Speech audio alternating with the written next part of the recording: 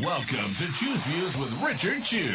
Get ready to dive into a world of insightful conversations and thought-provoking discussions. As progressives, our job is to have an all-inclusive, full-on assault with all of our players. A show that will focus on moving our political, social, economic, gender, and cultural conversation forward. And all of our players means all of our players. It's Choose Views. And now, here's your host, Richard Chew.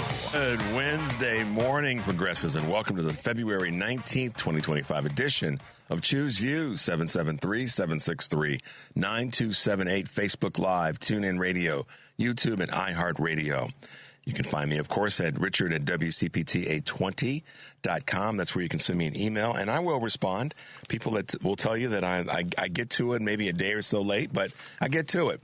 Catch all of our shows by subscribing to our WCPT podcast on Apple Podcasts or Spotify. There you can get Choose Views, short version and long version. Joan Esposito, live, local, and progressive, driving it home with Patty Vasquez, The Big Picture with Edwin Eisendrath, Out Chicago, and our other shows and interviews. Check out our heartlandsignal.com digital platform, because why? As always, there's lots of good stuff there. And make your way there with your pen and paper ready so you can take notes. And then you can say, I'm going to send this to my friends and family and colleagues so I can keep them informed and do as Richard suggests that we do, which is to make sure that we share the information. Today, live, local, and progressive, Joan Esposito will be joined by Iran expert Ben Tablu, who is the senior fellow at the Foundation for Defense of Democracies, and Spencer Critchley, author of Patriots of Two Nations, and the host of the podcast Dastardly Cleverness in the Service of Good.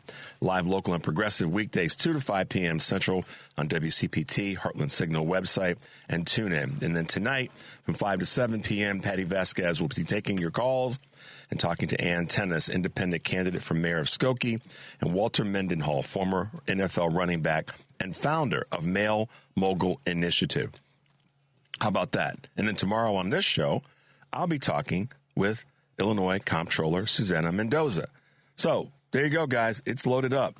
Go check out our show page. Visit the Choose Views show page and get the rundown on what guests are joining me on the show this week. Listen on demand to recent interviews and full episodes of the show. Find subscription links to my full episodes and featured interviews and a lot more. So you can do that by going to heartlandsignal.com and click on my picture. And, of course, if you're listening live, Alexa, play WCPT on TuneIn. So make your way over, guys. We try to make it as easy as possible for you to check us out and share with those who you care about. Busy show today. This morning at 6:30, we will have a representative from Living Wages, Thriving Communities, and that's Lauren Wright, Executive Director of Illinois Partners, who will be with us at 6:30. At 7 o'clock, of course, our great friend Kurt Mellett from Hoosier Blue 63. And then in the 7:30 hour, we just keep it moving, guys. We will have Alexandra Thornton, who's a Senior Director of Financial Regulation at the Center for American Progress. So we have a busy morning. We're glad you're with us, and we're going to keep things moving along. Henry's running around here, roller skates on, getting things plugged in and unplugged and turned up and turned down. So if you call in today, if we can squeeze your call in, give my man Henry some love, because he's got on the double wheels. He's got like dually wheeled roller skates on, going back and forth. A week ago today, we were dealing with fire alarms and stuff. That was last Wednesday, wasn't it? Man, it was crazy, y'all. We got here. Henry's outside. I'm like, what the hell? What are you doing outside? It's cold. Alarms going off. Then CFD and CPD showed up and did their thing. So, but give my man Henry some love if you call in today. All right, Henry, let's hit him with some quick Choose Views news, because we got to keep the train moving quickly this morning. Delaware targets corporate exits. What does that mean? Delaware legislators have proposed a new bill designed to help protect founder-led companies from legal action by shareholders. The bill, introduced on Monday, comes as companies including Meta, Dropbox, and Bill Ackman's Pershing Square consider re-incorporating in states that they deem friendlier, such as Texas and Nevada. While most Fortune 500 companies are incorporated in Delaware. The state's dominance was challenged when a Delaware court blocked Elon Musk's compensation package following a lawsuit filed by a Tesla stockholder. There you go. And a name you should look into is Bill Ackman, Ackman. He is someone that is definitely not friendly to some of the issues that are important to us in the progressive liberal conversation, particularly when it comes to DEI. That's a name you need to look up. Southwest is looking to slash some corporate jobs. They're announcing a 15% slash, if you will, in its corporate workforce, nearly 1,200 jobs in what will be the first mass layoff in the company's history. Calling the cuts unprecedented, CEO Bob Jordan said the job losses will include senior leadership roles, according to a staff note obtained by CNBC. The layoffs come during a turbulent period for the airline, which recently paused corporate hiring and cut routes after fending off a takeover bid last year. ChatGPT is in the news. And building their takeover defense, OpenAI converts to a for-profit business. And as that's happening, its executives are mulling how to best protect it from hostile takeover bids, like the one by Elon Musk, according to the Financial Times. The ChatGPT maker's CEO, Sam Altman, and other board members are considering awarding themselves special voting rights. These rights could keep power in the company's non-profit arm, rebutting Musk's argument that the company has moved away from its mission. And I get why they're doing that.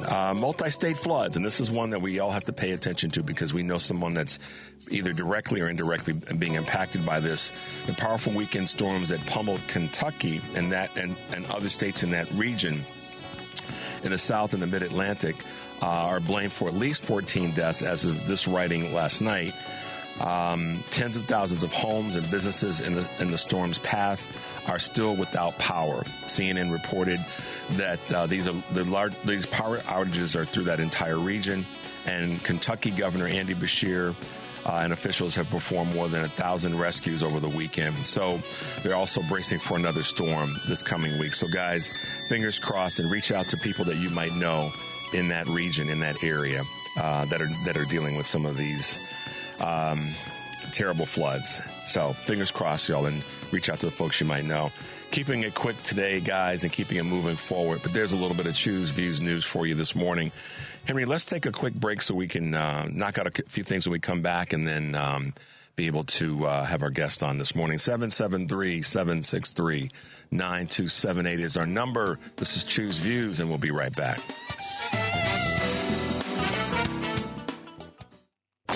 It's Choose Views with Richard Chew on WCPT 820, where facts matter. Okay, guys, welcome back to Choose Views, 773-763-9278.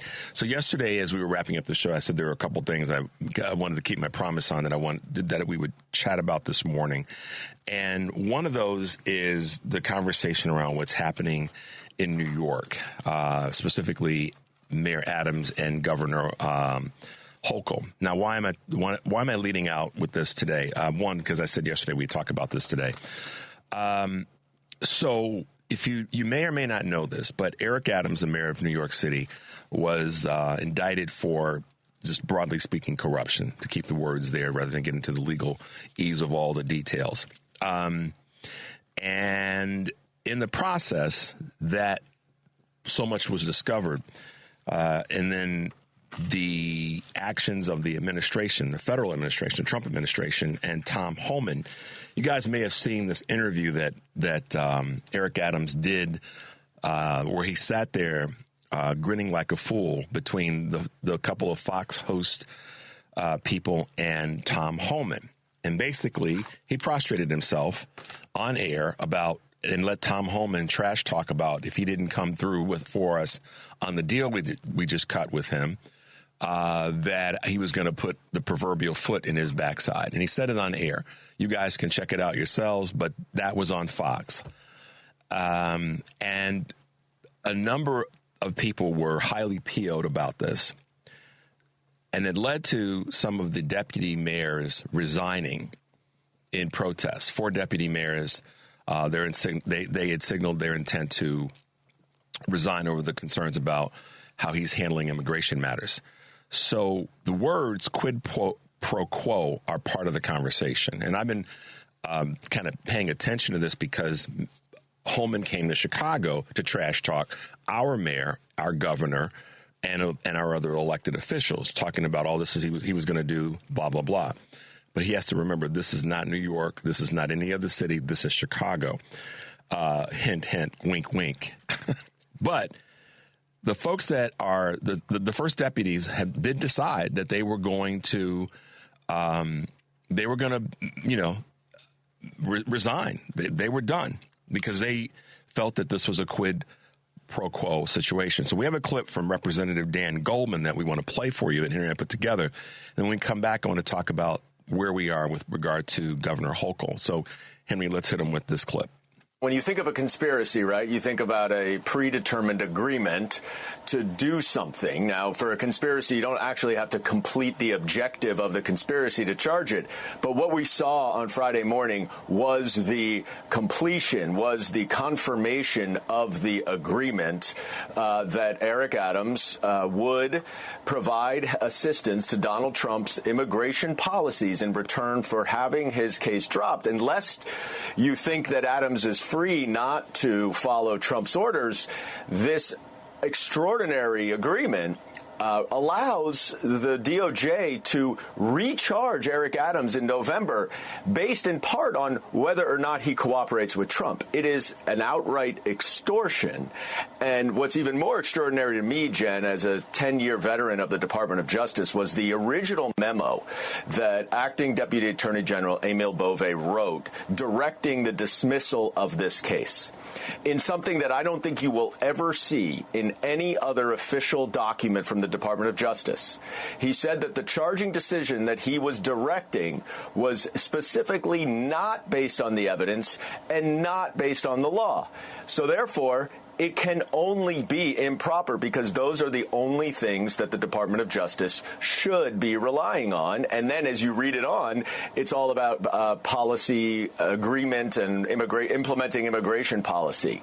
It's so out of bounds that you saw 7 prosecutors resign because they knew Republicans, Federalist Society members, Scalia clerks, Roberts clerks, because they know that this is way, way, way outside the bounds of the Department of Justice. It's I think the most significant event since the Saturday Night Massacre in the Department of Justice. So as I was talking actually with my wife about this, and in my own, kind of followings and writings on this topic, when folks step down out of positions like that, they're sending a message. The challenge with that is with the Department of Justice, particularly in New York. My concern is that the folks that fill in, that get filled in, that get appointed and, go through the rigors may end up being worse prosecutors when it comes to taking care of things for the future. That's my concern. So I appreciate the message that they're sending by saying we're done to that extent. But at the same time, this is an ongoing story. This is going to be an ongoing conversation because of the fact that it touches the conversation that we all have been concerned about. And yesterday's guest, Frank Aguilar, talked about this, the conversation around deportation. This is a clear attempt by the Trump administration to manipulate an official, an elected official in a jurisdiction so that they can come in and implement and enforce their, chaos when it comes to deportation and rounding people up. So this is one of those moments where our system has to, it may bend, but it can't break. And we'll see how this plays out. But what I hope happens is that Governor Kathy Hochul does remove him. She has the right, it's not so much the right to do it, she has the power to do it as governor of the state of New York.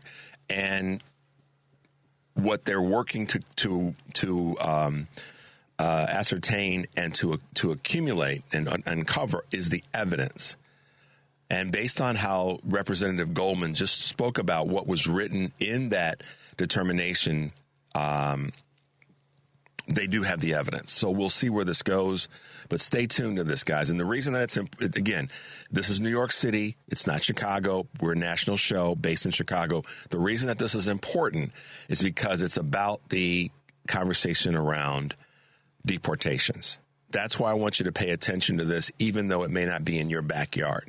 This is a conversation around how we want to make sure that our governments, our blue cities particularly, with this conversation of immigration, don't get put in a position where they compromise themselves. And so watch this very closely. I'm concerned for all of our mayors that are going to Washington on March 5th to testify in front of Congress about sanctuary city discussions. I'm concerned about all of them. And so I just want to make sure that you guys are aware of this particular situation if you hadn't been paying attention to it. So we'll keep you posted as best we can in that space. Now, a little bit of not bouncing around, but I'm just trying to stay on point with a couple things that we said we would talk about today. I want to give a quick shout out to our good friend Natalie Ziemba, who was with us in studio last week. Because why, Henry? She's downstate, hobnobbing it with our officials in Springfield, lobbying for funding for projects right in her area, her town, her community of Woodstock. She went down to Springfield, almost said she went down to Washington, D.C. That's going to happen for Natalie. I feel it in my bones. She went down to Springfield and made her pitch to both Republicans and Democrats that these are some things that we need in our local community. That's what a leader does. So kudos to Natalie Ziemba, councilwoman for the city of Woodstock. Make sure you are following her, not just to follow her on social media, but follow the work that she's doing. She's putting in the work, y'all. Sleeves rolled up, elbows deep, as I say. Natalie Ziemba, councilwoman for the town of Woodstock, is putting in the work. She made the trip down to Springfield to lobby for the citizens that helped get her elected and those that didn't vote for, because what benefits some benefits all. So kudos to Natalie. Talking about elections, talking about officials. This is the other thing that I said I would make sure I brought to you guys, and I just had to get my notes together and make sure I was right. Henry, there are 3 races that are going to be tough as hell to win that are congressional seats. We know that. I'm not stupid. I'm not blind. I'm not willfully ignorant in this space. I know that the 3 House races that we've been talking about in Florida, 2 in Florida rather, and the one in New York, Elise Stefanik's seat, are up for elections. And so yesterday I mentioned the names of I mentioned the name of a person, and shout out to my man Craig in Ithaca, New York, who sent me a little bit more information. But the race in New York for the 21st congressional, New York's 21st district, rather, the Democratic candidate, his name is Blake Gendebien, Gendebien, of North Country. That's part of upstate New York. What I want you guys to do is I want you to Google his name. I want you, if you need it spelled out for you, call, send me a text, or email me, and I'll send you the information that I have on Blake. He is the candidate that's running for that seat, the Democratic candidate. We've got to get behind him. Husband, father of 3 boys, second-generation dairy farmer, small business owner, and served as a vice chair of the cooperative board of Agrimark. Born and raised on a farm in North Country, and has been deeply rooted in the community his whole life. JV basketball coach, founder of nonprofits supporting children with pediatric cancer and their families. This is that guy that, Henry, oftentimes we say we don't put enough people forward who are of the people that are quote regular everyday folks. Blake's one of them, from all that I've read and researched on him. So that's the candidate in New York that we want to get behind.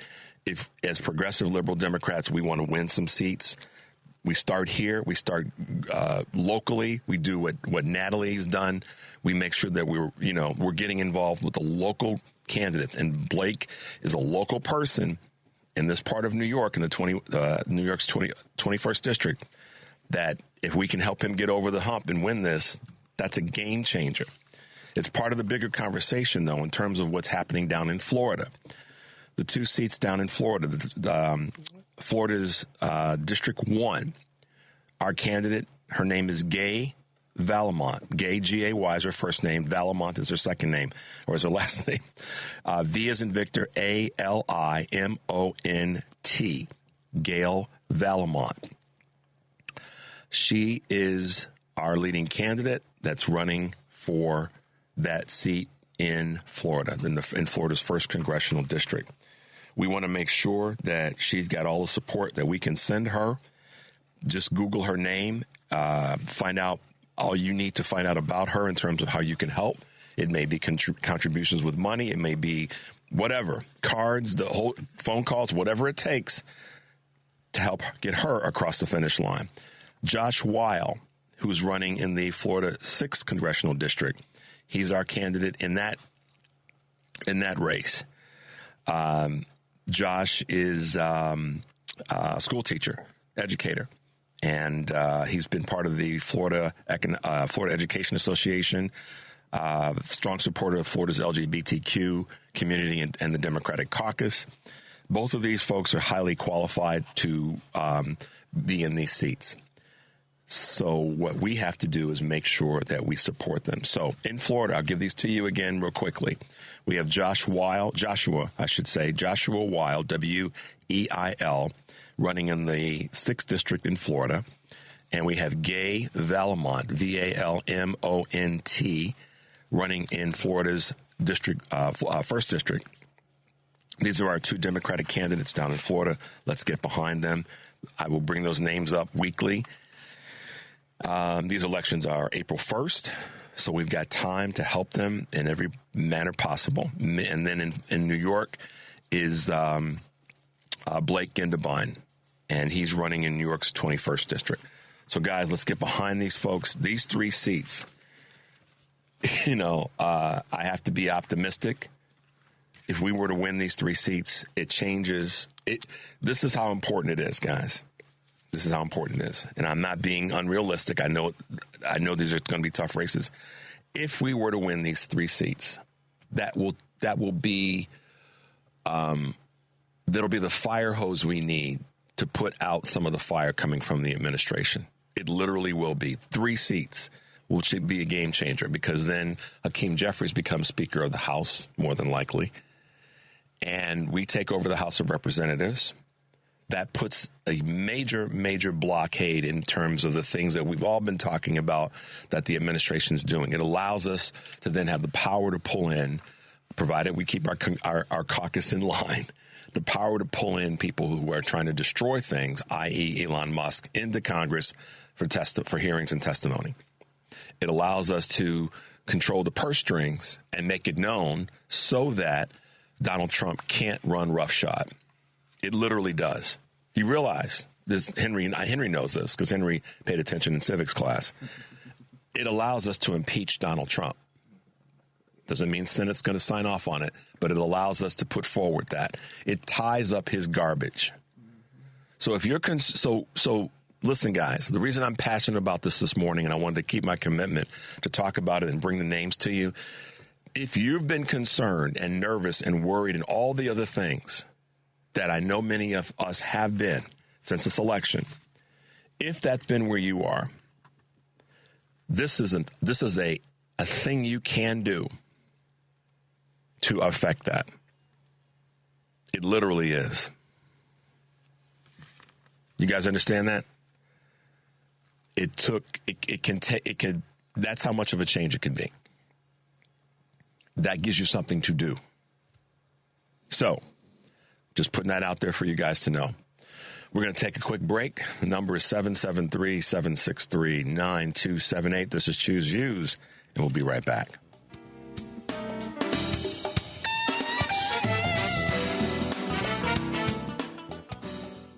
You're listening to Choose Views with Richard Chu on WCPT 820, Chicago's Progressive Talk. Hey, guys, welcome back to Choose Views, 773-763-9278. We'll keep moving along. as we wait for our guests to reach out to us.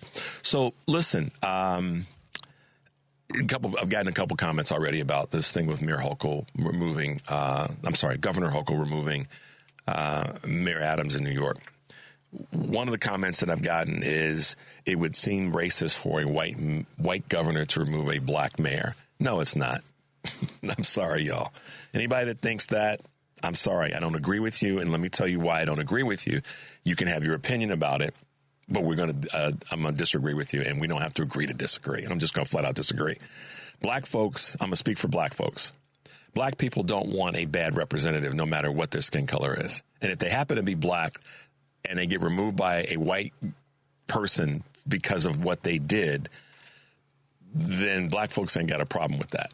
I can tell you, because we deal with the other side of that, which is he's a DEI mayor. So when someone says something like that to me, I look at it and go, well, the other side, there's another side of it. And let me be honest with you. When a white person says something like that to me, particularly, there are a few things, Henry, that will get the dander up. And one of them is when a white person tells me how I should think as a black person. It doesn't fly well with me. I remember a few years ago, I was at my health club, and a person was talking about how black parents should be doing different things with their children when it comes to education and blah, blah, blah. And I, had to really just, bite my tongue. I overheard this conversation. And since it wasn't one that was that I was a part of, I made a point of saying, okay, move on and just don't engage in this situation. But if a white governor removes a black mayor, it's not racist if the person that got removed for behavior that justified it. And so to that end, if he compromised himself, if he did something wrong, and then the reason that they are walking away from this case is not because of, let me put it this way. If they're walking away from this case because of the way that the Justice Department, I'm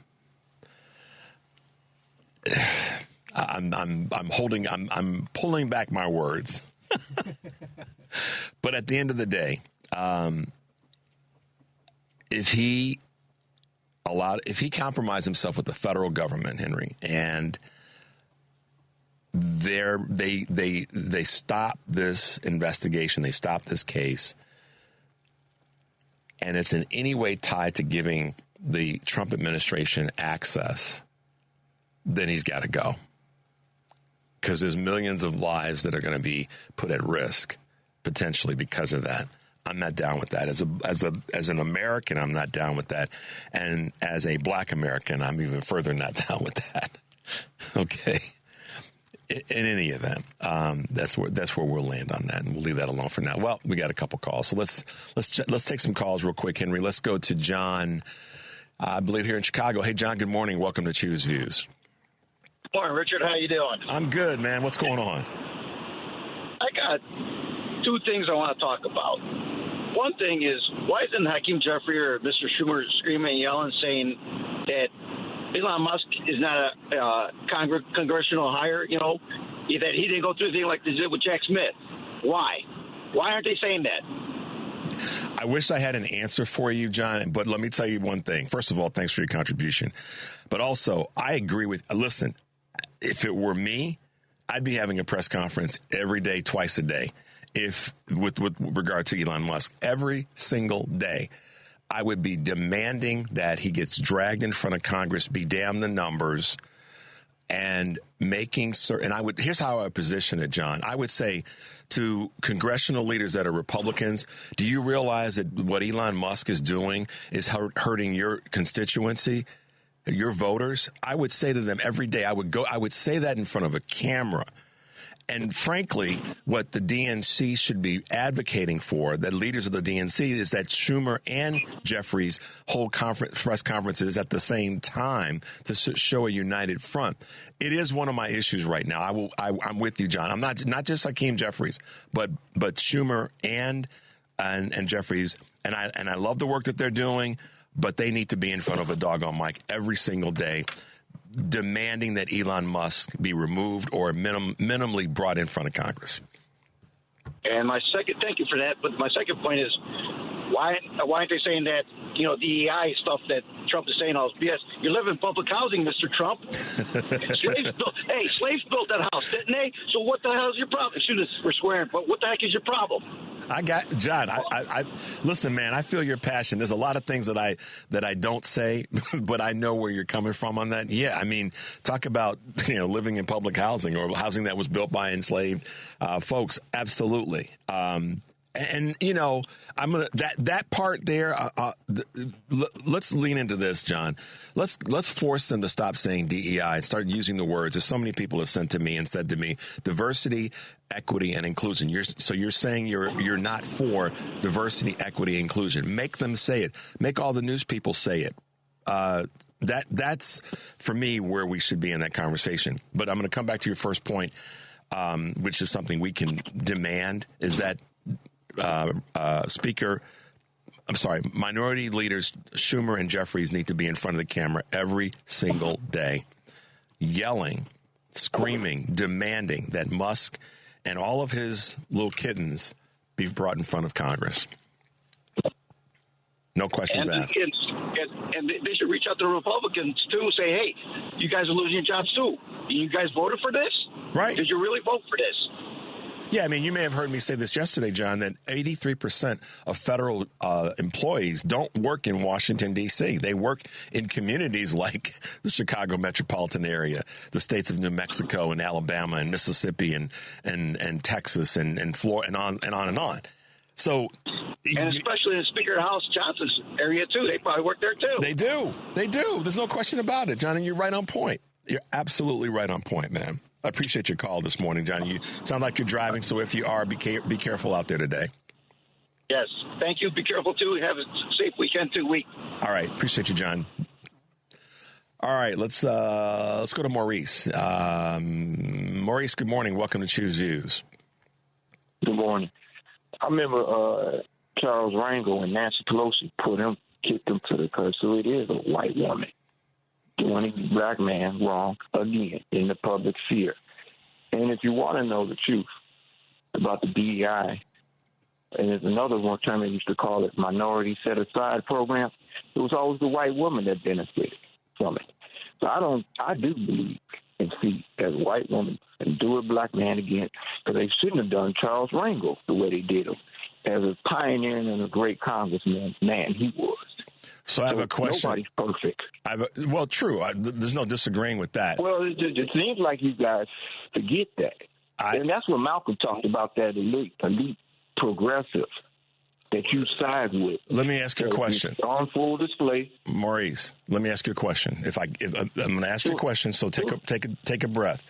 Are you saying, I'll do this in reverse order. Are you saying... Well, you interrupted me while I was talking. Maurice, hold on a second. I'll keep interrupting you because it's our show. It's not yours. You're a caller to the show. You're a guest, and I'm welcoming you, but I want to ask you a question. Now, if I can't ask you a question, call's over. You decide. I'm ready. Okay.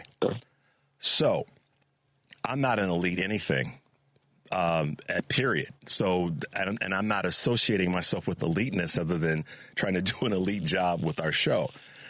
I said, and I'll say this too, if it were a black woman that were in the role of a governor and a mayor in a city in her state was caught or accused of doing something that's been highly evidenced as wrong, then the same thing should happen. So I'm not looking at it in this particular case. And I oftentimes put a magnifying glass, a big one, on racial issues. You will see me out in front talking about them. However, in a case like this, you got to dig a little bit deeper. And I'm well versed in what Malcolm said, and I'm fully aware of what his purpose was in that space about black folks who lean into white eliteness. I get that. But you should be mindful, or I would ask you to be mindful of that conversation. So what would you say, in terms of my question, what would you say should happen in this particular case if the evidence is true? What should happen is if you go through a court He hasn't been tried or convicted in this country, technically. You have to be prosecuted, convicted. It hasn't happened. So technically, he has not done anything wrong in the court. Now, in public opinion, that's different. That's your view. And then I said, it seems like you're taking a progressive elite view because you allow white women to if it were a black man, would it matter? Like Nancy Pelosi, just like Nancy Pelosi. Maurice, if it were a black governor, let's put it this way. You keep saying that's hypothetical, though. Okay, so it is a white. All right, fine. We won't. Now you're doing hypothetical. We won't play the hypothetical game. It's a white woman. That's the reality. It's a white woman, and it is a black man, and I'm a black man, and I'm telling you that the rationale behind it is because of the deal that he made with the Trump administration. That's what Governor. She's not questioning what happened with regard to his indictment. She's questioning his intent when it comes to the deal made with the White House. So I'm going to ask you this question. Who did you vote for in the 2024 election? Answer the question. Don't tiptoe around it. Trump. Okay. I voted for Trump. So we're going to start there. No, stop. Maurice, stop. You are going to stop. We're not going to have this debate. You voted for Trump, and that's fine. So talk about a white, being manipulated by a white person. I think you should look in the mirror first. Thank you for calling. Hey, I'm going to give smoke to anybody that comes at me like that when it's about my principles. In this particular case, she is not going after him because of his the items that he got indicted for his behavior. She's going after him because of the issue around why the case got dropped, tying that back to the deportation issues in New York. That's the reason why, y'all. So don't come at me with this about a white woman, a white governor removing a black mayor. He was already in the crosshairs based on the evidence that they had. They dropped the case because he, from what we've found and what's out there, apparently cut a deal. Now, has she done it yet, Maurice? No, she hasn't. She's doing what he said should be done. She's looking at the evidence. And I said that if the evidence comes clear that that's what he did do, he should be gone. I don't want someone in any position, white or black, male or female, LGBTQ, Hispanic, Mexican, Muslim, whatever, in a position if they're doing that to gain favor, to keep their behinds out of jail. So, that's just kind of where I land on this. And I'm so tired of people referring to those of us, whether we be black, white, of any community, culturally, any educational background, on and on and on, as elites. But here's a reason why. The Doge boys, all those MFers are elites. Let's start with, I'm going to say this in terms of the portrayal of eliteness. You all hear me? So don't come at me with this garbage about progressive elites. It's just like, and listen, I'm probably going to catch some smoke from some people, but I bring it on. Especially if you're African American and you want to call another person of color elite. I think when I hear that from someone of color, calling another person of color elite, the insult behind it says that so we can't progress and move forward and educate ourselves and gain knowledge and gain experience and do things. Meanwhile, the dude that according to Maurice, I asked him for a reason. He voted for Trump. Did he say? Is that what he said, Henry? Mm-hmm. Talk about elite, and this is the same dude that's going to cut you off at the knees. So for any person that's texting me or calling or grousing or going to email me about this, that voted for Trump, I'm sorry, but it starts and ends there for me. I have no space for that person. And it's not about me being elite. It's about he said he's going to cut things that are going to hurt you. So he gave you the razor blade and you decided to use it. And circling back to the situation with Adams, again, if he committed the crime, they're investigating because of that. The prosecutors are. Governor Hochul is looking into, was there quid pro quo? It's hard to say sometimes. Got to say it slowly. So anyhow, we'll come back to that, I'm sure, because I know there's some folks out there that are, they're either on one side or the other of this issue. I don't want to say my side versus somebody else's side, because I don't have a side. I have an observation, and my observation is if the governor feels that that's what's got to happen, then he's got to go. And if the evidence is there to support that, then we support that evidence. If it's not, then she's probably not going to pull the trigger. It's that simple, guys. All right, so let's take a very quick break. And then we come back, we have our wonderful guest with us that we're going to chat with. And there you go. Number 773-763-9278. Choose Views. We'll be right back.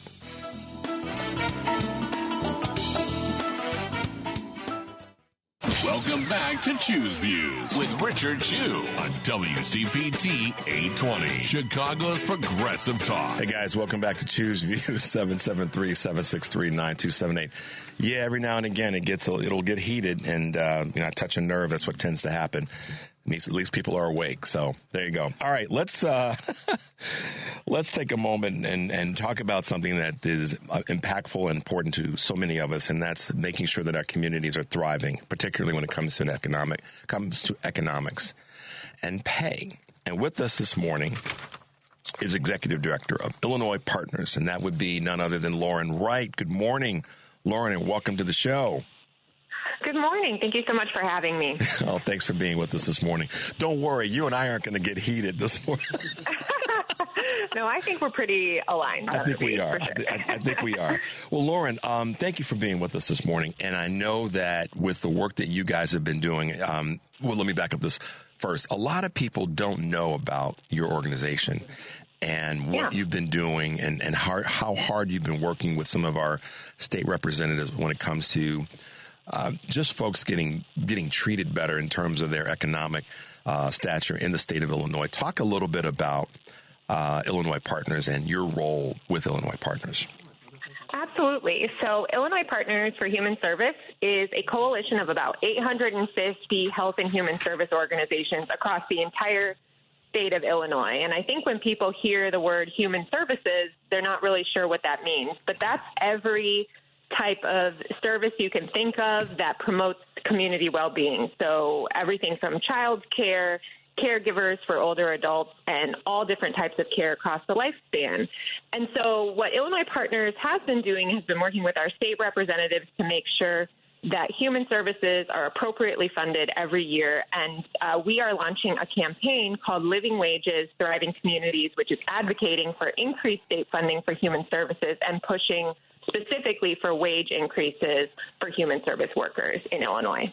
It's a big job, and I know that one of the biggest pushbacks when it comes to increasing wages is that we always hear companies, oftentimes I should say, say, well, we can't pay more because if we increase the pay to a certain dollar amount, that's going to cut into our company's profits and ability to stay viable and operate. But you're not talking about that. You're talking about a living wage, right? Yes, absolutely. And I think there's a misconception that human service organizations can just, are the same as companies and they can just raise their pay, but they're often nonprofit, not-for-profit organizations, and they rely on state contracts to actually do their work. And the state is determining what those investments look like. And so the onus really is on the state of Illinois to make sure that our workers make a living wages and that they're not qualifying for public benefits and that they're actually able to make ends meet. And right now that while there's been improvement over the past few years, it's not most human service workers are not making a living wage. Yeah, and so not a silly question, but one that may be common sense. What have been the blocks to this? I mean, it seems common sense. Maybe I'll position it this way, Lauren. It would seem that it would be common sense that folks who are right on the firing line, so to speak, that it should be an automatic that this is something we shouldn't have to debate about and shouldn't have to go through too much legislative, hand wringing, right? Right. It should be. But I think there's and has been a sort of structural underinvestment in human services over time. And I think it is directly connected to people thinking that human services don't necessarily matter to them. And while we have a really, I think, supportive state legislature on the whole, budget pressures in the state of Illinois are pervasive. We've lived through a lot of difficult budget situations, including the budget impasse a few years back. And so in the end, when push comes to shove, we see that human services are one of the first areas that gets cut when times are hard, and that's something that we're trying to change and we're trying to rectify with this campaign. In this work that you're doing, you do have some representative support, specifically Representative Dagmara Avelar. Talk a little bit about how that relationship and just what's going on there. Yeah, we actually are really lucky to have incredible support in the state legislature. So Representative Dagmara Avelar is actually the one who came up with the name of this campaign, and she's such an incredible advocate for human services. She knows what this is like because she worked on the front lines in human services and has been an advocate. She worked at the Coalition for Immigrant and Refugee Rights in Illinois and has been an incredible support. We also have the support of Representative Lindsay LaPointe, who is constantly talking about, again, from her lived experience, what it means to make a living wage and how in the very early days of her career as a human service professional, she was not making a living wage. And so while we have some really incredible support in the state legislature, we are trying to rally that support further and make sure that it's reflected in the state budget.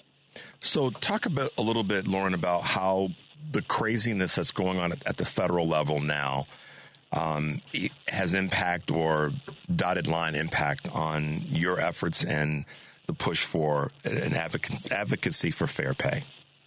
Absolutely. Well, it makes this push all the more important, right? Because the intentional chaos at the federal level, it is absolutely impacting human service organizations in Illinois, many of whom also have federal contracts or who get pass-through funding from the state of Illinois. So fortifying Illinois, making sure that our state budget covers the services that we know are essential for thriving communities is going to be all the more important as we continue to navigate the chaos of the current administration. So with the current administration and the craziness that's happening, and, I just finished talking about the way in which the federal government and DOJ and all the rest need to be called in front of Congress, not the federal government, but the people that are tinkering with our stuff, so to speak, need to be called in front of Congress. You guys are basically, you've got an event next Wednesday, is it? Am I correct? Down in Springfield. Tell us a little bit about that in terms of the rally.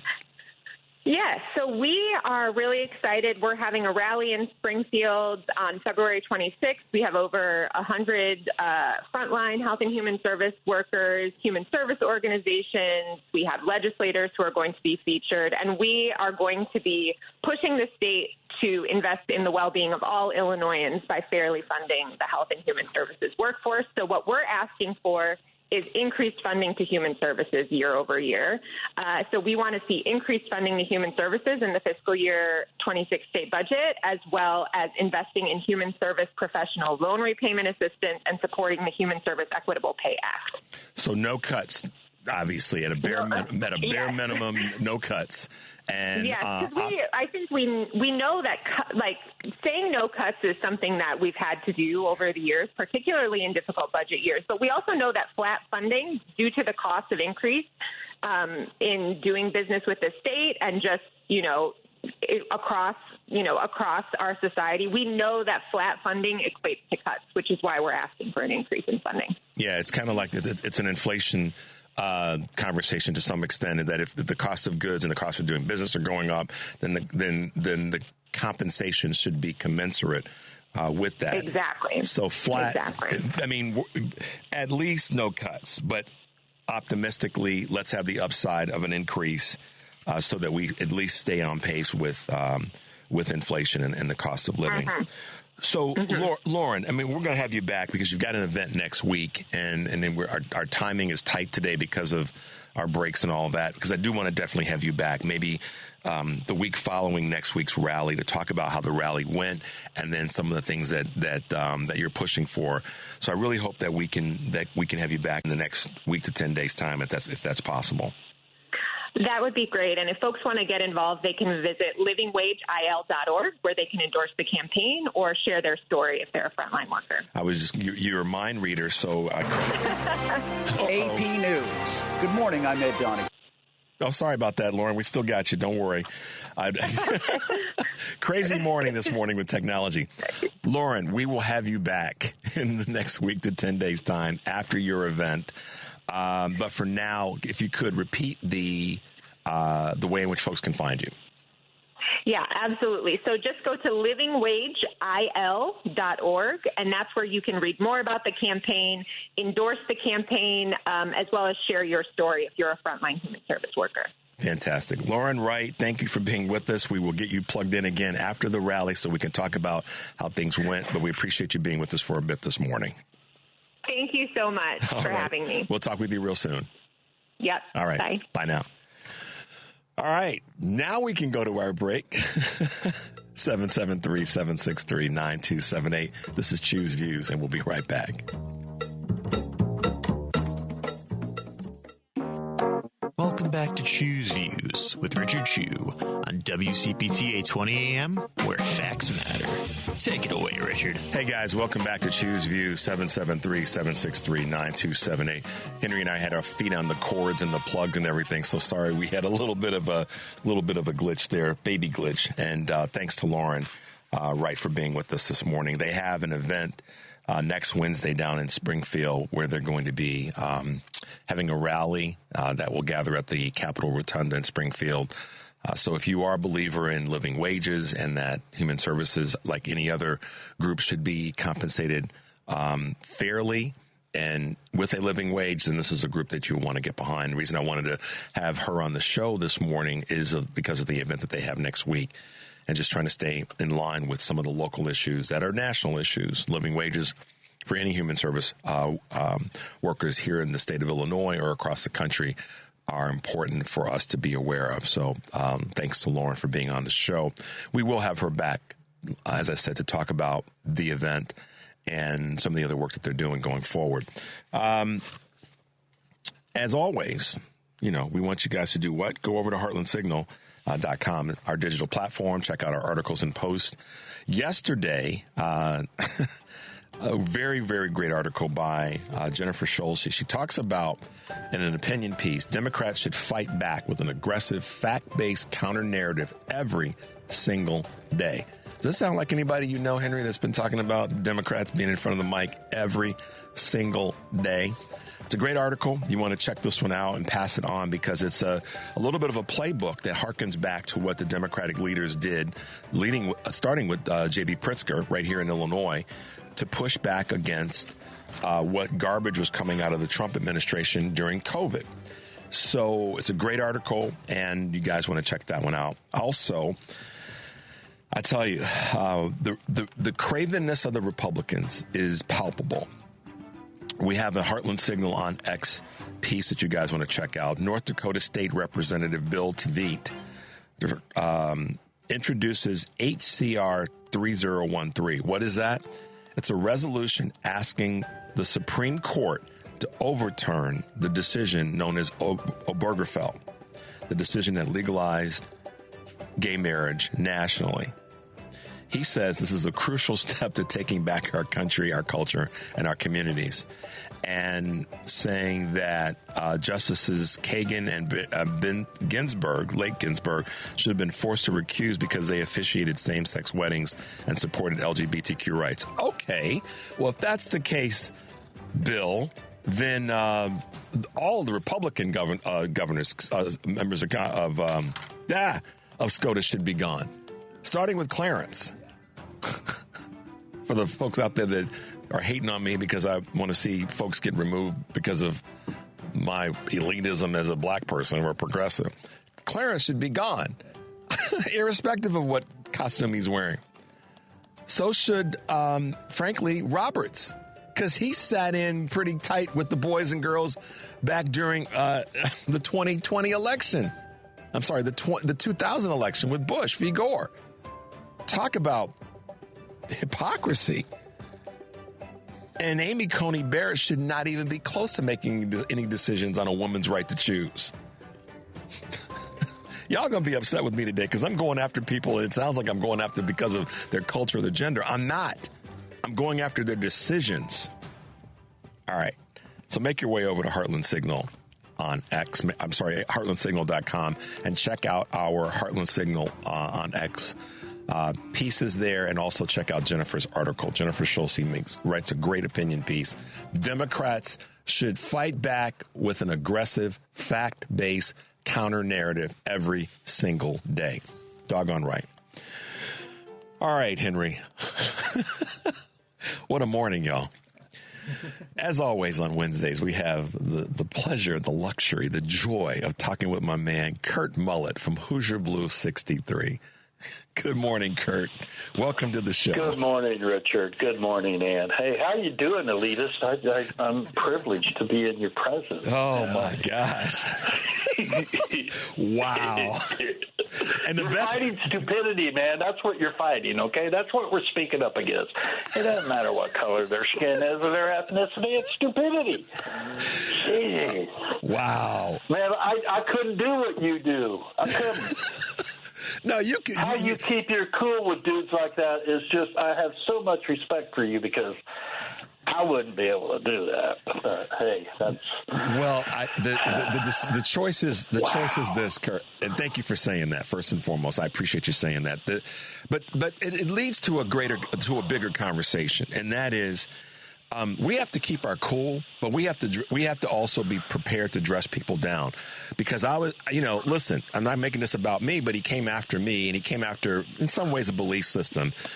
And that is, I'm like, listen, who did you vote for? Let's cut to the chase. Let's not tap dance around this.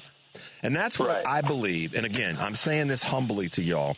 That's how we have to deal with these folks. When they start coming at you, any of us, irrespective of our demographic, Kurt, my Caucasian brother in Central Indiana, if they come after you, one of the first questions, or Natalie, or anybody else, any place in the country that's listening to our show and our broadcast, be prepared when they come after you with some garbage to ask them, as I've said before, a couple of very pointed questions.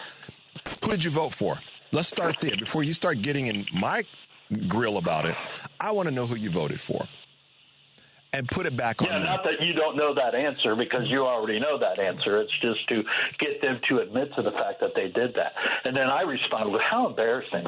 Right. I feel for, And we could get, listen, I'm from Chicago. We could get really ugly. I could have said, are your parents still alive? Are your mother and father receiving any nationally legislated benefits, i.e. Social Security, Medicare, and all the rest?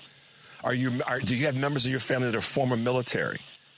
So don't come at me about the racism, elitism, progressive thing when anybody of any community, so I'm not just going after any single community, if you voted for that, then you can shut up talking to me about my issues, because you voted for someone that's direct goal is to harm this country, not to help it. So thank you, my man. If you believe and support what's going on right now in this country, you obviously have no clue and are not paying attention. You are just eating propaganda. That's all you are doing. Spoon-fed. You're listening to what billionaires are telling you to think. That's what you're doing. What is wrong with you? Talk about being in the tank for somebody. Really? I mean, are you serious? Man. Dude. What is wrong with you? I mean, I don't get it, Richard. I don't, man. It is, man. It's not even troubling for me. There's a part of me that just so let's back the train up a little bit. First of all, yeah, I know. First of all, Kurt, There is nothing wrong. Let's just be honest for a second. There is nothing wrong with being elite. Let's break the word down for a second. There are elite performers in sports, in business, in politics, in religion. The list goes on and on. Elite, in terms of the definition or word to assign to someone's performance, is a good thing. Let me first start with that. Let's back that train up. If I'm elite in something, I take it as a badge of honor. If someone deems me as being elite in something that I do, I'm thankful and humbled by it. So let's not shy away from the word elite, y'all. Let's be honest for a second. If someone is elite, then they need to be acknowledged for their eliteness in that performance. If they have an elite attitude that's not denigrating somebody else, I don't have a problem with that, because their attitude may be about raising the standard, helping to improve people's lives, making things better for folks that are out there that might need a hand up, need a push, need a little bit of encouragement from an elite-minded, positive-thinking person. So let's not run away from the word elite just because they want to tag us with it to say that there's something wrong with us. I'm not going to do that. But that's not what they're doing. They're attaching a race to it. Oh, right, exactly. Okay. So let's separate this here, because we know the definition of the word and can talk about it, and it's just fine because we're logically thinking individuals. We think in a logical way. Dudes like that, they don't. Yeah. He doesn't know what he's talking about. He could not define the word for you if you asked him. He could not define what DEI means. He could not define what woke means. Go down the list. They don't know the fact. They don't understand anything. They just repeat what they've been told. And here's what a couple people have already sent me this morning, and that is that that particular caller does troll around. And is hell bent on trying to get folks in the state of Illinois to turn red. So, let's cut to the source of the mindset of that person, and that's cool. I mean, at the end of the day, Kurt, I've taken all kinds of hit from inside the ring and from outside the ring. So I just don't want anybody denigrating. It's been a life story, man. Yeah, and I'm just not going to tolerate somebody denigrating other people and using me as the vessel to do that. I'm not going to let that happen. So, question for you. You posted something the other day. I don't want to steal your thunder. You broke down. Tell folks what you posted, and this is the thing I really wanted to lean into today. You broke down this whole money thing in terms of these $100 billion. You tell the story. I don't want to take your thunder. Well, I've been trying to figure out how to reach people, and I've just, we know there's a sector of people that we're not going to reach. They're going to believe whatever is being done and whatever Trump does. That's just who they are. But a lot of people just don't understand what's happening in this country with this Doge thing and all this. There was first a post that came out that blamed this all on Barack Obama and said that he started all of this. And it's like, okay, yeah, he created an agency, but it wasn't this one. Okay, he didn't bring in an unelected bureaucrat to hijack the computer systems and social. It just the stupidity of people is just amazing. But I tried to do some research to break it down. I've watched some different reels and gathered information from different places about this money situation that they're uncovering all of these wasteful spendings and scams and all of this. Well, most of it that they are investigating and discovering and revealing are based on race and DEI. Okay, that's where almost all of this is coming from, everything that they're discovering. But the monies that they are bringing in or that they are revealing that they are finding is minuscule to the amount of money that is in comparison to the tax breaks that were given to the morbidly rich in our country. Okay, I mean, the tax breaks from 2017 added up to $4.5 trillion of excused taxes to the morbidly rich in our country that went directly onto the bottom line of the national debt of our country. That's why when Trump was in office, he accumulated close to $8 trillion in debt, almost 25% of the total national debt that our country has accumulated since. We went to the gold standard. Yeah, I mean, that's well over 100 years. That's over 100 years ago, guys. But by the way, so keep going, Kurt. Sorry. Yeah. So anyway, they've discovered right now it's somewhere in the neighborhood of $50 billion, a little bit more. I'm sure it's gathering. Just like KKK yesterday, Karen or Christine. I mean, whatever her name is, I can't bear to watch her. The press secretary. She's got all these she's got all these screenshots of here's one for $37,000 that we found, and here's one for. Seriously, you guys are going after money that is, and we. So anyway, I did the comparison. The money that they have discovered so far as being tagged wasteful spending is 1.111% of the amount of money that was excused to the morbidly rich with the tax cut of 2017. Yep. And there's another one coming down the pipe now. So it's going to get even worse. So we're focusing on the wrong thing here, people. And people are listening to what billionaires are telling them, okay? This is where we are at. Have some, you want to say to people, and I'm not being a jerk in this, but have some dignity and some pride in yourself, some elitism in your thinking that says, wait a minute, that doesn't make any doggone sense.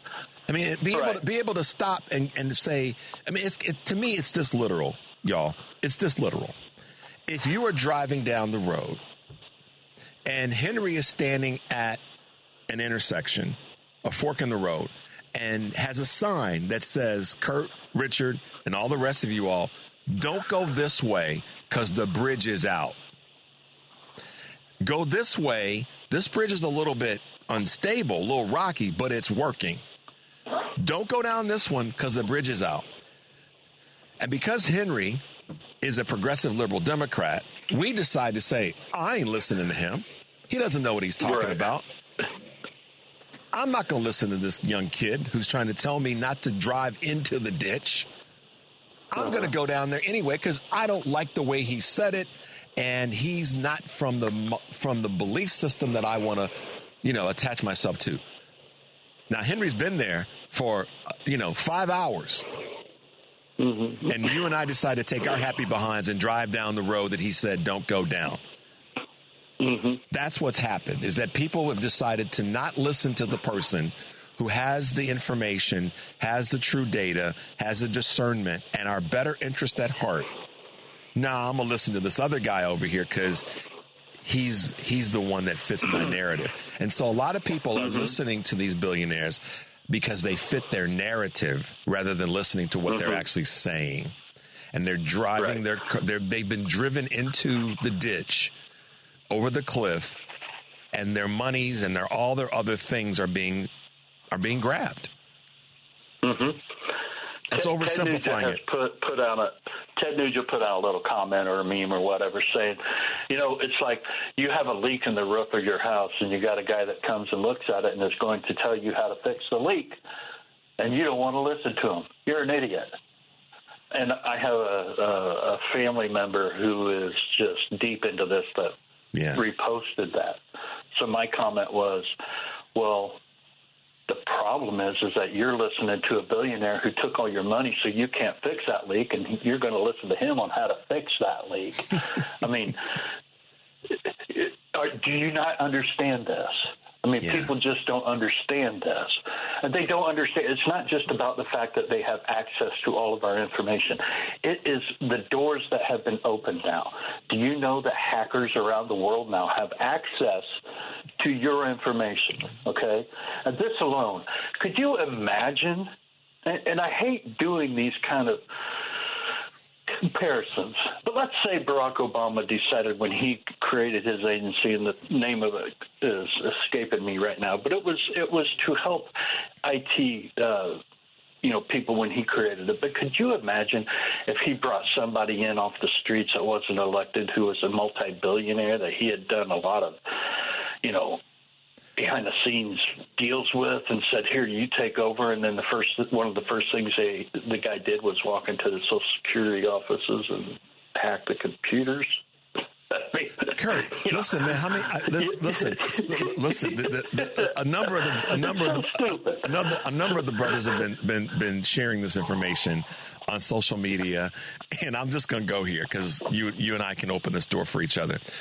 We've been saying things like, can you imagine if Barack Obama had decided to bring in someone like a rich black billionaire? And there's a number of them. Mm-hmm. Let's just say he had decided to bring in Robert Smith, who is he's probably the fifth wealthiest black person in the world, the second in America, if not behind. I'm drawing a blank on his name now. But did you imagine if he had decided to bring him in, who's got major tech skills, runs a major tech company, billionaire, worth I think $5 billion, African American male. He decided to bring Robert Smith in and say, yeah, Rob, run on down to the Department of Treasury, bring a bunch of your boys with you and go in there and let's see what's what. Can you imagine what folks in this country would have done? And I can tell you for those who listen to the Today Show saying that I'm hating on black folks in terms of Mayor Adams in New York, there's a whole bunch of black folks that would be equally upset about this as they are about Trump and Musk and Doge. And there's a bunch of white folks that be equally and appropriately upset with that. So it's not about... Why can't you talk about stupid black guys? Why can't you talk about that? Well, I can't, believe me. What's wrong with that? There's nothing wrong with that. Stupid people are stupid people are stupid people. And if it happens to be so to that end, coming back to the point about Trump and that's okay. To Trump and to Musk, I appreciate the fact that you put this piece out because and I want to send people there to make sure that they check it out because the numbers don't lie. How you created this and how you put together this information it's simple. It's easy for those.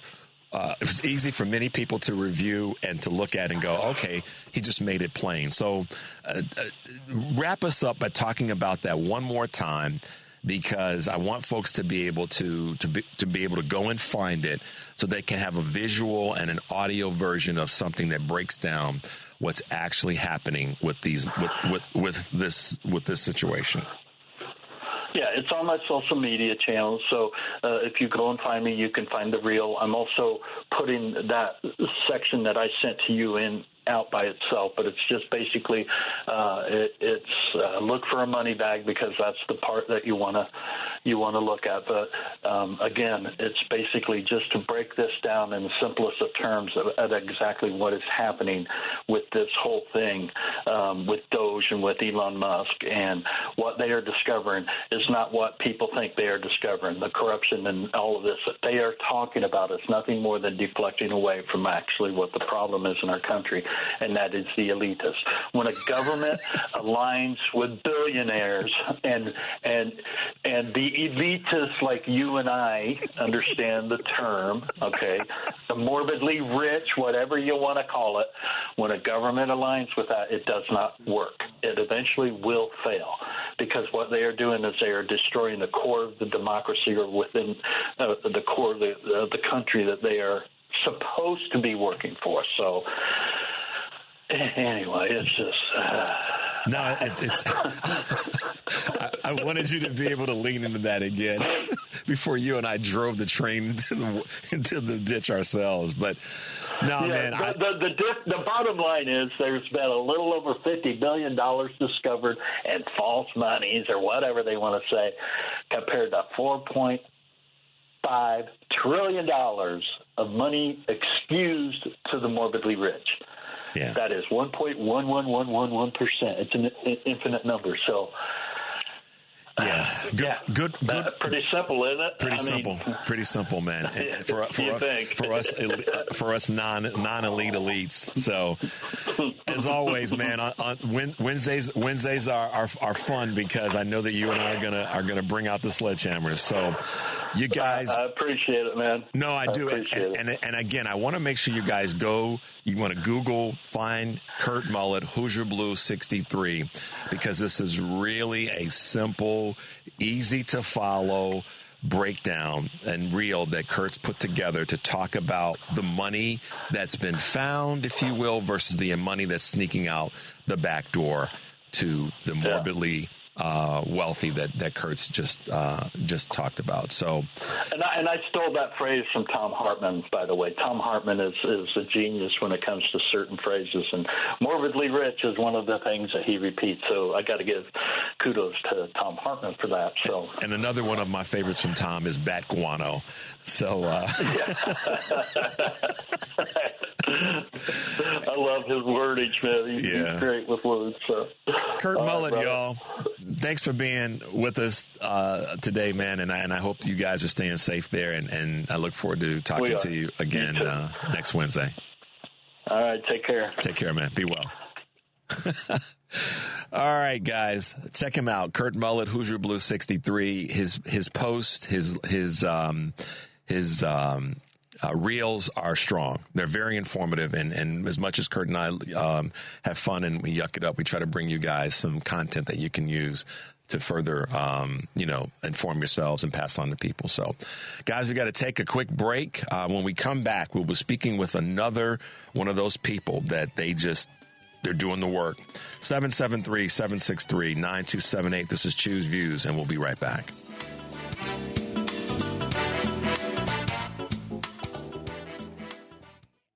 It's Choose Views with Richard Chew on WCPT 820, Chicago's Progressive Talk.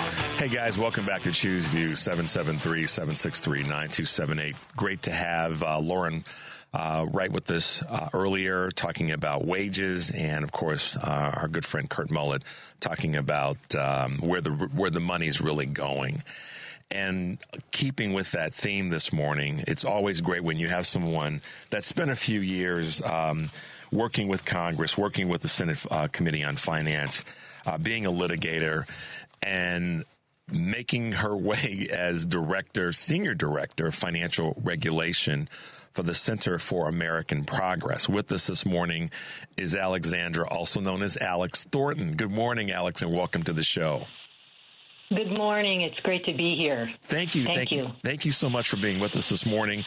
I was kind of tipping my hat to you in terms of your work in the past. You spent 10 years with the Senate Committee on Finance, but now as a senior director with the Center for American Progress, you've really been one of the champions that's out there talking about why we've got to do a better job in making sure that, for lack of better words, our dollars are going in the right direction and being used for the right efforts. That's right. And I think people need to understand what's going on in the federal government right now, because that's your tax dollars that have paid for a lot of the protections that Americans have. And I'm so glad that you're highlighting this. I really am.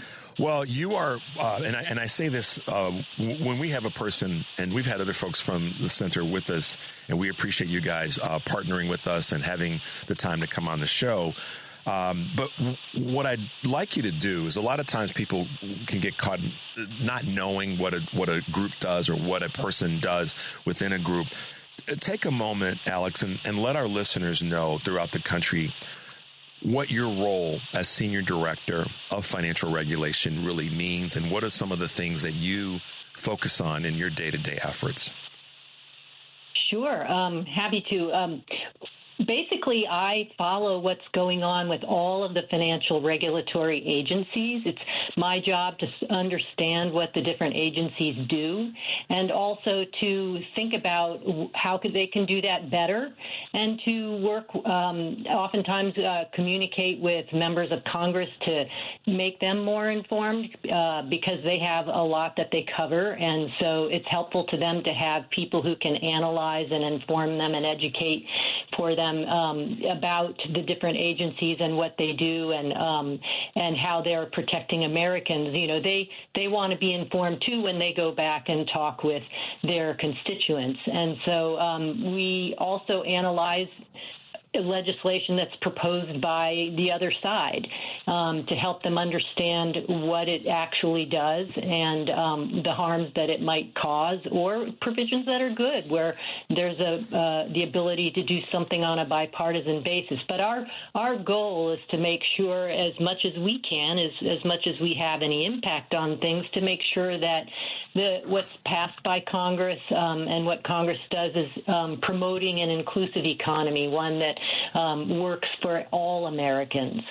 Can you, and thank you for that, Alex, are you able to, if you see in terms of your review of legislation, of policy, can you bring forward, and you're a litigator, a former litigator, but can you bring forward anything to Congress to say, hey, wait a minute, you guys need to change this, or this is not right, or even to use the word fair? Can you take that to Congress and say, you guys need to fix this? Absolutely.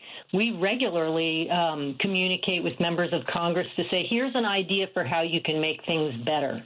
We're constantly thinking ahead.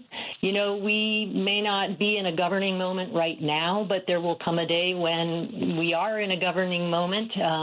And, you know, we want to be prepared to hit the ground running, just as obviously Trump did when he came in a few weeks ago.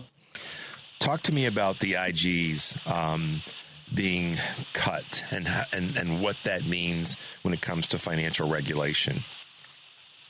Oh, well, the IGs are, as you know, in pretty much every agency, they are independent offices that are there to look at what the agency does to make sure that it is functioning in an appropriate manner. And to me, it's a sign.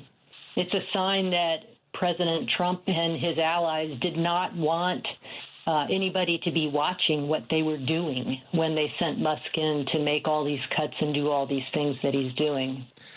So what do you, and this because this is a question that a lot of people have asked me personally on the show, via social media, Richard, what can we do? I mean, he's there, not just Trump, but Musk, kind of, hand-holding through this chaos. And so that's a question that I get asked a lot, and I don't have a conclusive answer. I'm not an attorney. I'm well read in certain areas of the law, but what can the American people who know in their gut, Alex, that what's going on is not only wrong, but maybe borderline, if not across the line, illegal, what can actually be done?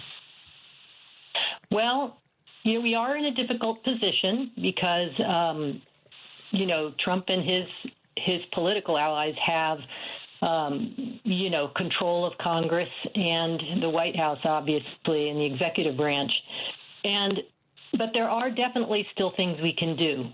And there are groups of lawyers who are bringing lawsuits. There have been many, many lawsuits brought to challenge what Musk and Trump have done, and those are working their way through. Some of the decisions a lot of them have fallen in our favor for the time being. There have been, temporary holds on things, but I think the important thing is for average Americans to pay attention, not to weird things on their social media feed, but really to try to get the facts, to listen to people like you and other trusted news sources that, I know today it's hard because, so many people don't trust anything, and that's part of what the other side has sown. But the important thing is to really try to be informed by people that you trust about what is actually going on and to speak up. Let your member of Congress know that you're very concerned about this. Make noise however you can, because I think at the end of the day, I think if Trump and his allies realize that what they're doing is deeply unpopular, I think that could at least slow them down. I don't know whether we can stop everything that they do. We probably can't, but we can slow them down. Got it. I think that's really, really important. So I'll ask the tough question, and I'll ask you a fun question. The lawsuits that are there go forward. They go through what I call the hierarchy of our judicial system, and they reach what we've leaned on for decades, the Supreme Court. And the Supreme Court then has an option to either take a case or not. So if they don't take a case, then the lower court's ruling is going to be what the standard ruling is. And the Supreme Court defers and says, we're not going to take the case, which they have the right to do. The lower court's ruling stands. And then what becomes the enforcement if the lower court rules that what Trump and or Musk or any part of the administration has done is unjust according to the lawsuits that have been filed? What if they decide not to adhere to the ruling of the lower court, which would in this case be the federal court, right?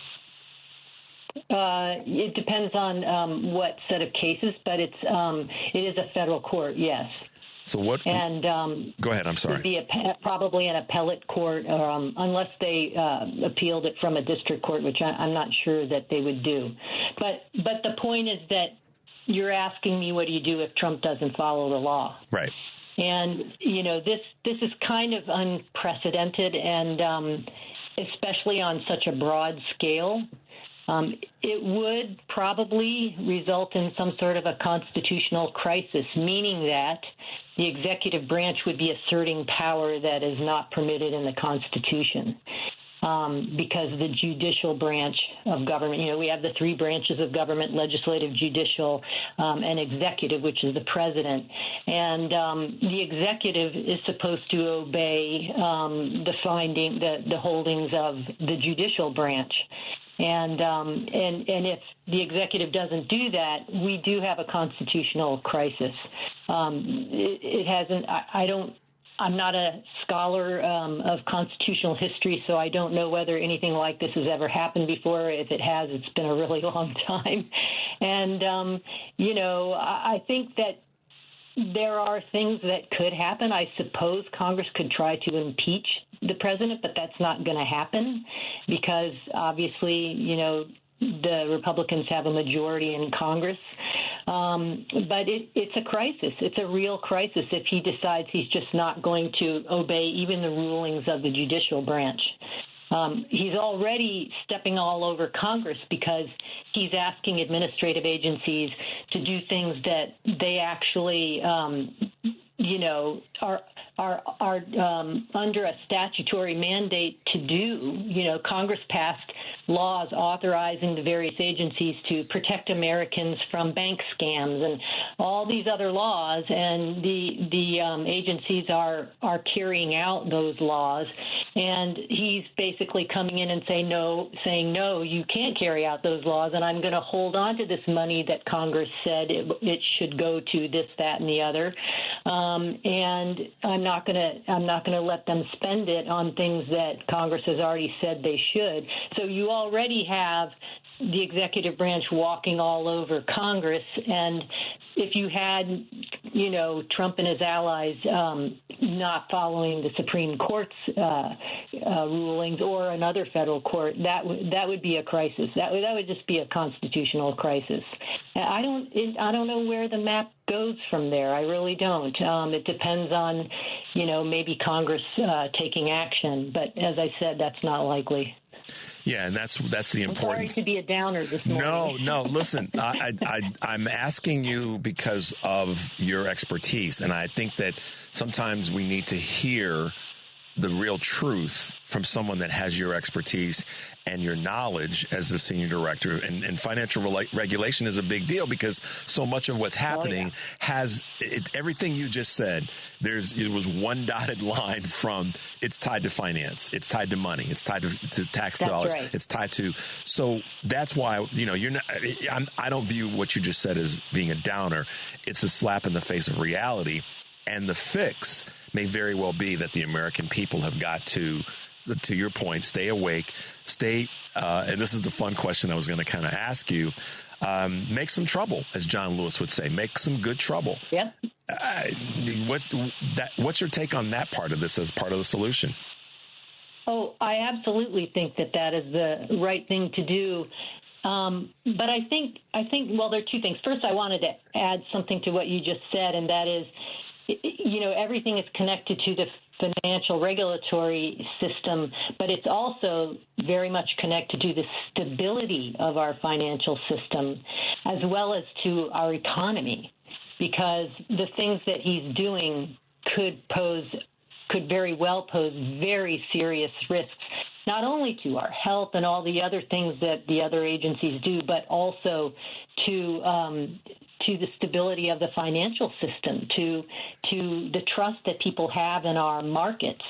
Because right now the U.S. has the most liquid and largest markets in the world, financial markets and capital markets. And, if he undermines the laws that keep it that way, then people around the world aren't going to trust our markets, and they're not going to invest. And that means a drain of investment in the U.S., which could be really detrimental. I don't think people understand how much of our treasury, just our treasuries, the treasury bonds that are issued are held by foreigners, by other countries, by China, by all kinds of countries. And that's okay because they're investing in the U.S. And if they pulled that out, our economy would really be harmed by that. But yeah, making noise is our right, and we actually, I believe, have a duty to make noise when we see things that are wrong in our government. And if people can use whatever skills they have to do that. They can call their congressperson. They can write columns for the local newspaper and talk to their neighbors and talk on shows like yours, and really, help get everyone educated about what's going on, so that I think that if members of Congress and especially Trump found that, things were deeply unpopular, he might get worried because, he's kind of narcissistic, right? Kind of. He really cares. There's the troublemaker, Alexandra. There's your troublemaker bona fides coming out. I knew you had that in you.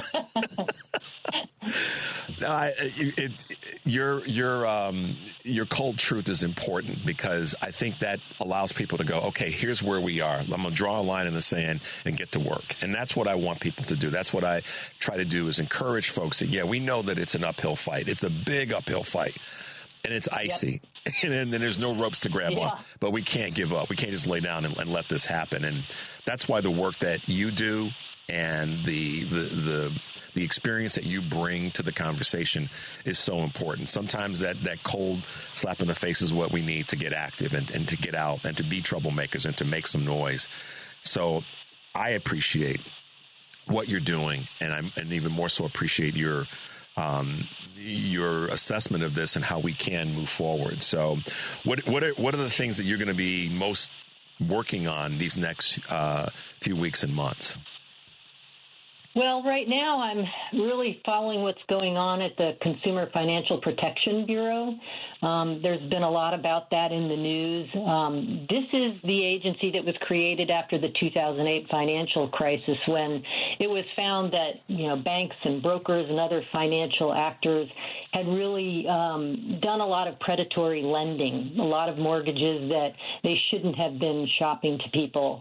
And so afterwards, the Dodd-Frank bill was passed that created, among many other things, it created the Consumer Financial Protection Bureau. And what they found is there were all these consumer protection statutes that protected people when they get a mortgage, when they get a car loan, when they whatever.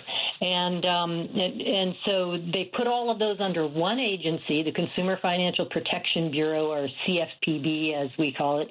And they basically said this one agency will have its sole purpose is to protect consumers.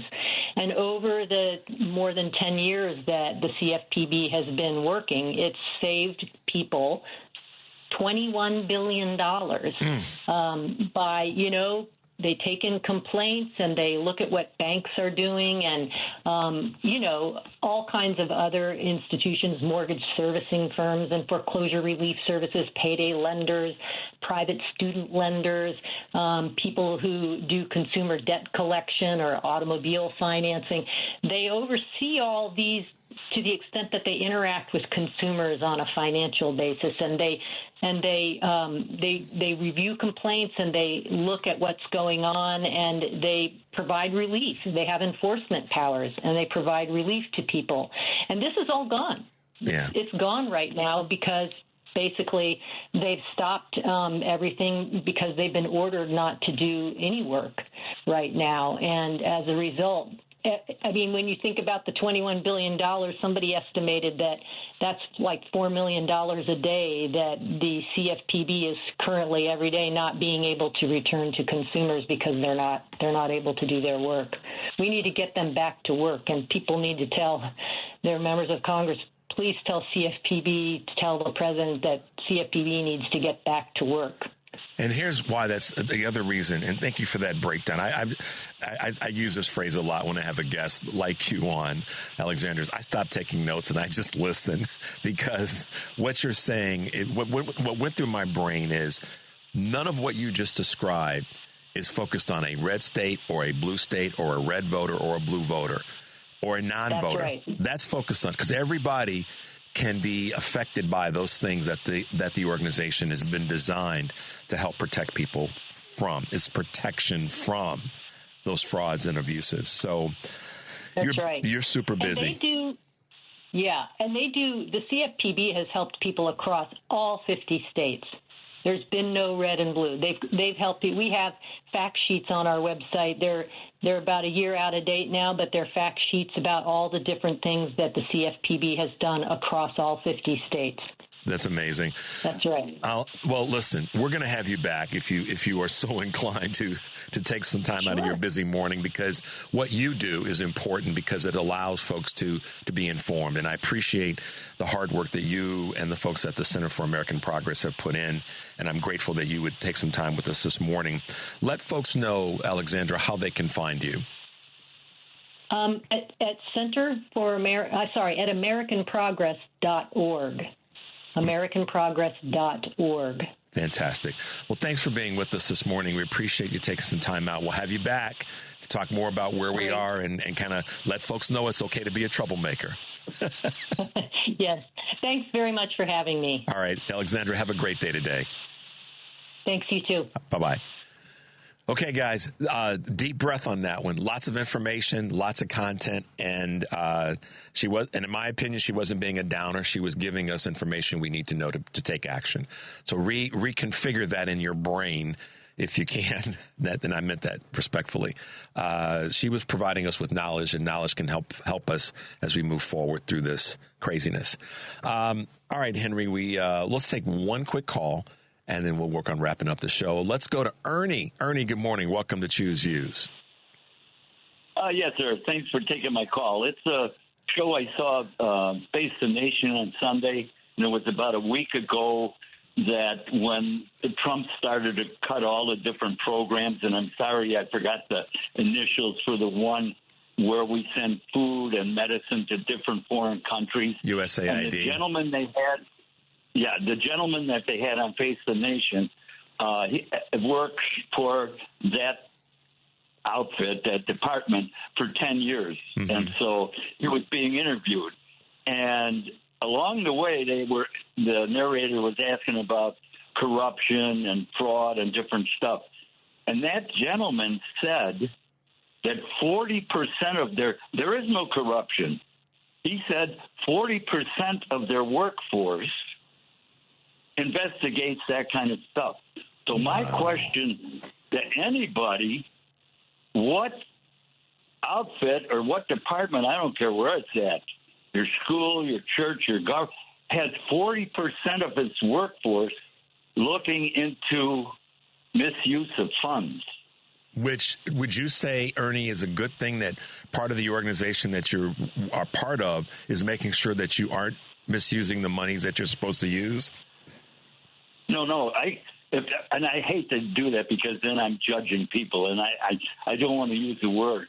That's why I ask everybody, what outfit or what department, any place, it's not even where you work now, not just you, everybody, spends 40% of their workforce works to make sure there's no corruption or misuse of funds. 40% of their workforce. Well, I mean, Stick with the question. I hear what you're saying, and I appreciate that. My answer is I don't know what the correct percentage would be. Is it 20%? Is it 15%? I guess, if it's more than 50%, then that might be a little bit concerning. But if they are then putting money out, and that's not to say that that's the only thing that they do. And unfortunately, Ernie, I didn't get a chance to see the interview, so I'm going to have to kind of go back and see that so I can get more context. But if their goal is to reduce fraud and abuse inside of an organization and to audit themselves, I don't think that's a bad thing. I think the question is what's the right percentage? I think that's what we can probably agree on. I don't know what that number is. But at the same time, we've got to look at this and say, is the organization ultimately helping people and making sure that people are being fed and being taken care of in areas where they need it? And I think that's also got to be part of that question when we talk about the self-audit. So, Ernie, thank you for the contribution. Thanks for the question. And I've got a little bit of homework to do to find out a little bit more about this interview, but I put it in my notes as something to check into, okay? Thank you. Thanks, Ernie. Appreciate the call. He makes a good point. I mean, what is 40% too high? We don't know. And what is it is that the only thing that they do? So I don't want to dive into that deep into the pool without knowing more about the actual interview. I'm not tap dancing. I don't know. So I'll be the first to say I don't know. But what I do know is we had some great guests this morning. Alexandra Thornton, Senior Director, Financial Regulation with the Center for American Progress. Check her out, guys. Check her out. She's doing great work. Also, it was nice having my man Kurt Mullet with us today. Go to his socials because he's got a great breakdown and reels of the money, the tax money versus the money that they say that they're finding. Talk about auditing. And then earlier in the show, we had Lauren Wright with us this morning talking about living wages and thriving communities. So check out Lauren.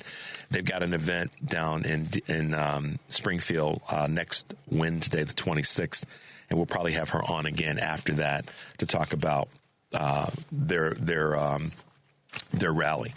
Democrats should fight back with an aggressive, fact-based counter-narrative every single day. That's what you got to do, guys, and that's what we want to hopefully inspire you guys to do. And even Alexandra said that. Make some trouble. Make your voices heard. And with that, we will say, as we always do, take a deep breath. Make your life count. We'll see you tomorrow.